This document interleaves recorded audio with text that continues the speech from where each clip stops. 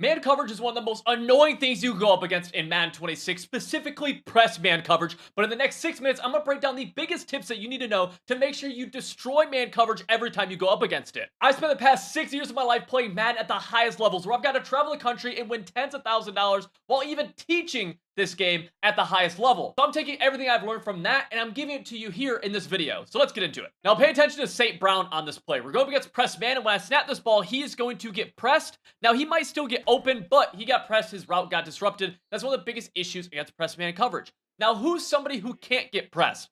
Our halfbacks and our tight ends. Let's focus on our halfbacks. I'm going to tell you two cool routes I like with them.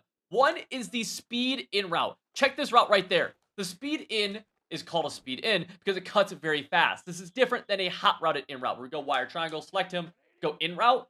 This one doesn't cut as fast. It's still solid, but he gets caught up in the line of scrimmage a little bit more, and he just doesn't cut very fast, all right? The speed in is a stock route that comes on certain plays, and we snap this ball, you'll see he just does a really good job against man coverage. This comes in a bunch of different formations, and it's found inside of every playbook. Right now, I'm the Gun Bunch X Nasty, and the play call I'm using here, as I select man coverage again, the play call we just used is the play called, where's the play?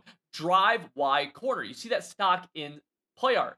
But we could also do this out of other formations. You just have to find it. Right here, let's go to something like spread Y slot, and we're going to have a speed in route from the play double cross. And I want to showcase something right here. This works with running backs who are not as, good as Jahmyr Gibbs. Obviously, the more agile the running back, the better it'll be. But right here, we see David Montgomery. He's also going to win. That's a big deal. Now let's talk about another route. In our play out here, check out this route from the halfback on motion China X post. The halfback sliding across the formation. This is incredibly good against man coverage. So let's just call this really fast. I don't really care about route combo entirely. We're just going to go here. Notice that he's going to get outside leverage on the defender. This route, again, can be found in a bunch of different formations, but every playbook.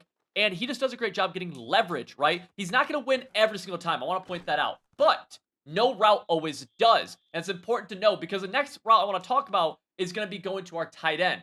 Now, tight ends usually do a good job against man because they get matched up with linebackers a lot. And a lot of times they can't get pressed very well. One of my favorite routes to do from a tight end is a drag route. Now, keep in mind, whenever we're talking about beating man coverage, we're talking about percentages and probability. There's not a single route that'll win every single time. But you have routes that will give you a better chance. So a route like a drag from the tight end will actually do a much better job than an in route, even though they're very similar. Right, we go here. In route just won't do as well typically. Right there, he actually cooks. He won the percentage game.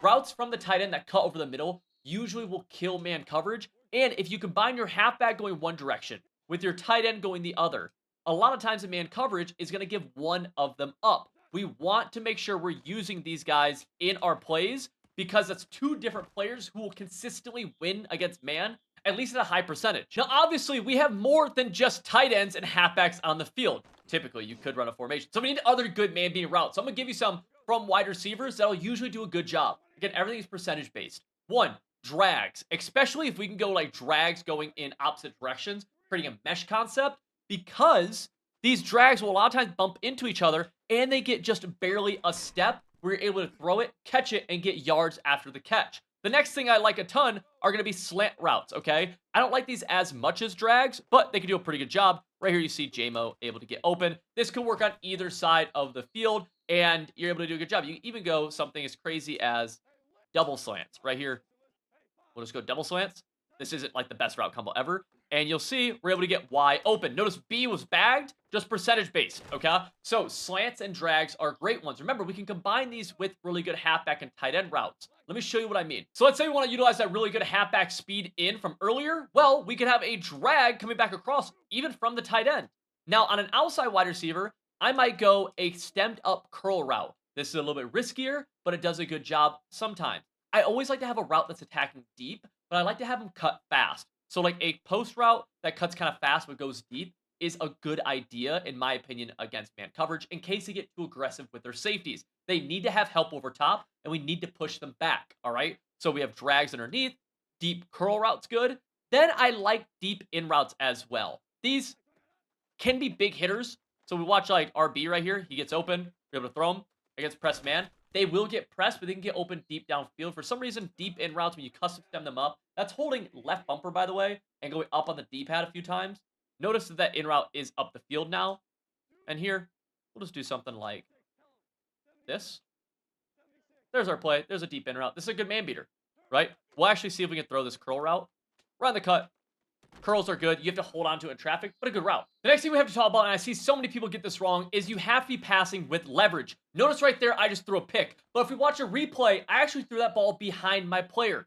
Use the left stick when you're passing to push the ball in the direction that you have space. That's going to lead your receiver into open ground and be able to catch it, because that can be the difference between throwing an interception like you saw play before and throwing a completion. Right here, I'm going to pass lead this wrong. It gets swatted. Next play, though, I'm going to pass lead it correctly, and we're going to catch this. Watch right here.